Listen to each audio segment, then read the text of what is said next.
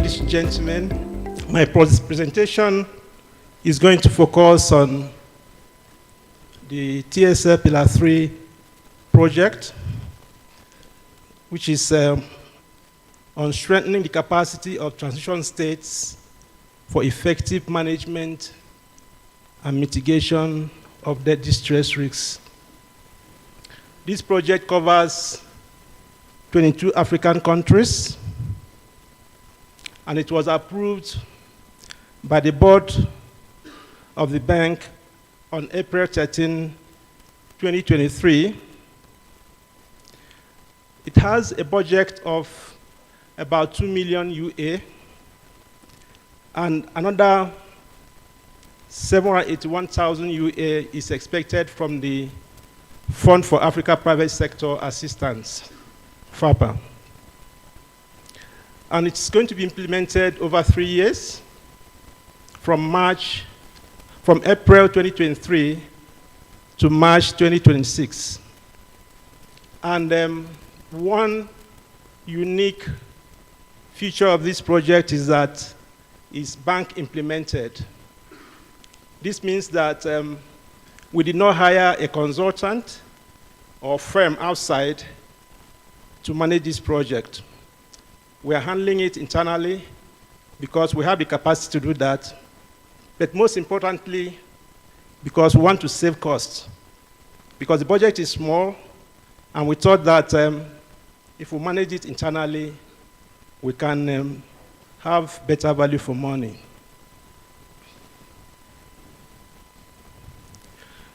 Like you can see on the map here, we have 22 countries that are benefiting from this project, and they include Burkina Faso, Burundi, Central African Republic, Chad, Comoros, Democratic Republic of Congo, Djibouti, Eritrea, the Gambia, Guinea, Guinea-Bissau, Liberia, Madagascar, Mali, Mozambique, Niger, Sierra Leone, Somalia, South Sudan, Sudan, Togo, and Zimbabwe.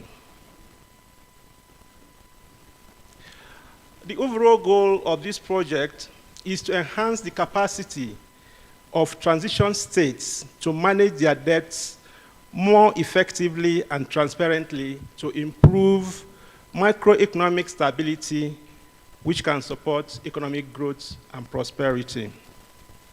And the specific objectives of the project are to strengthen capacity for prudent, transparent, and sustainable debt management, enhance capacity for managing arrears, enhance the country's ability to raise sustainable debt financing for more productive purposes, and for fiscal stability and sustainability. The project has 4 components. The first component is diagnostic assessments, where we aim to understand the gaps and the needs that countries have in terms of capacity for debt management in their countries. We have undertaken a number of these diagnostic assessments both before and after the approval of the project. And the findings from this assessment form part of the purpose for which we are meeting today. The second component is technical assistance, which includes training, embedded advisory, and provision of tools and resources for debt management in the countries. The third one is policy dialogue, which is what we are doing now, where we call countries together to discuss issues of importance to them and find solutions, both policy and technical solutions to the issues that affect them in terms of debt management capacity in their countries. And finally, the fourth component of the project is project management, which deals with administrative arrangements and financial management of the project, reporting, and audit, and so on and so forth. What is the delivery approach for this project? Because of the unique nature of this project, covering a lot of countries, 22 countries, and also with very small budget, we aimed to have targeted activities for countries who have needs for such targeted interventions. We also have regional or group activities for countries, for instance, countries in debt distress, or countries in high risk of debt distress, or regionally, maybe those from the east of Africa or southern part of Africa, depending on what the needs are. If there are common needs, we aggregate countries together and deliver activities that meet their needs. And also, we also have group activities like the one we are having now, where we call all the 22 countries together and discuss issues of common interest to them. And these activities could be face-to-face only, or hybrid, like we are doing now. This activity is hybrid. Some people are joining virtually, and it could also be virtually delivered only.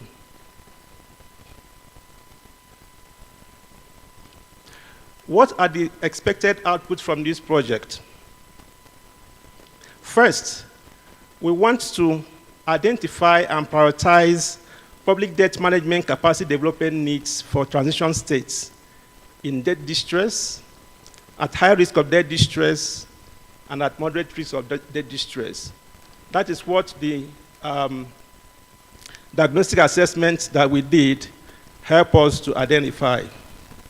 Secondly, we aim to enhance the knowledge of public debt management and public finance management officials in transition countries. Thirdly, we want to see that laws and regulations and resource materials on public debt management and are provided to public debt management agencies and staff. Fourthly, we want to have more informed policymakers in the transition countries who now are more engaged and know what to do about public debt management, especially at the policy level. And finally, we would like to produce knowledge products and disseminate same to those of you who are working in the area of public debt management in your countries. The expected outcomes of this project is enhanced capacity for the design and implementation of institutional frameworks for public debt management, enhanced capacity for formulation and effective management and implementation of debt policy and medium-term debt management strategies, enhanced capacity for recording, monitoring, and reporting of debt statistics to improve transparency in debt management, and enhanced capacity to mobilize innovative debt financing for productive purposes so that our debts work for us. And finally, to have an enhanced resilience of the transition states to fiscal risks and shocks. What have we done so far? The project was approved in April 2023. We have done a number of things towards the implementation of the project. But I have to say that because of the nature of the project, which is bank implemented, it is not a very common approach to implementation of projects in the bank. So we had a learning experience and a learning rope for the project. So there was a little bit of delay before full implementation commenced. However, we have done the following. We have recruited long-term consultants, which we are just finalizing the processes, who are going to work on this project on an ongoing basis.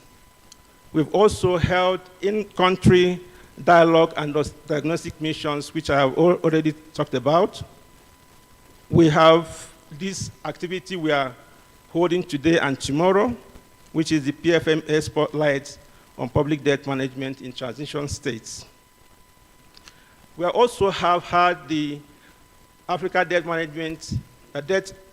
Managers Initiative Network, which is happening also in this venue on the 13th of this month. And all our debt managers from transition countries are also going to participate. And that program will be looking at developing and deepening the domestic debt market in Africa, which we believe is very, very important to all of us. We also have the Public Finance Management Academy, Public Finance Management Training Series, which we saw the video at the beginning of this session. We run a program that covers all the PFM cycle and ecosystem, and those of you here are free to attend to participate in the program. I believe some people from your country had participated in the first cohort, which graduated last year. We also have the Microeconomic Policy Management Academy for Africa, which provides training and technical assistance of micro-modeling. And we have supported 2 countries, Central African Republic and Zimbabwe, in producing debt models. And of course, we have planned out some technical assistance programs for about 5 countries in the coming months in the year. What are the lessons that we have learned? Like I said earlier, implementation of projects internally in the bank is not a common approach. So we had to learn some lessons. There were some gray areas that we needed to clarify before we could take off the project. So we had some delays. But now everything has been strengthened and we are up and running. And of course, these lessons we learned is not only for us, it's also for the bank, in case any other department or unit of the bank is going to implement a project in-house. Then going forward, what are we planning to do? Like I said, we have planned targeted technical assistance support to countries that have demanded support. Like you may have heard, the Public Finance Management Academy provides flexible, on-demand technical assistance and training to countries. So countries that have need, they will signify their needs by writing us that they have need in social areas, and we come in and assist them. We also hope to take forward the outcome of this gathering. I believe by the end of the 2 days, a number of issues will be discussed, and there will be resolutions and next steps. So we hope to take forward the resolutions from this meeting. We also have planned group activities for transition states that are in debt distress, those that are at high risk of debt distress, and those in moderate risk of debt distress. Like I said earlier, our approach is to have both targeted country-level activities, group activities, targeting countries that have similar circumstances or countries that are in a particular region. So we have planned some of these activities to respond to the needs of these groups of countries. We also want to intensify and strengthen our collaboration with other international development partners to leverage joint activities.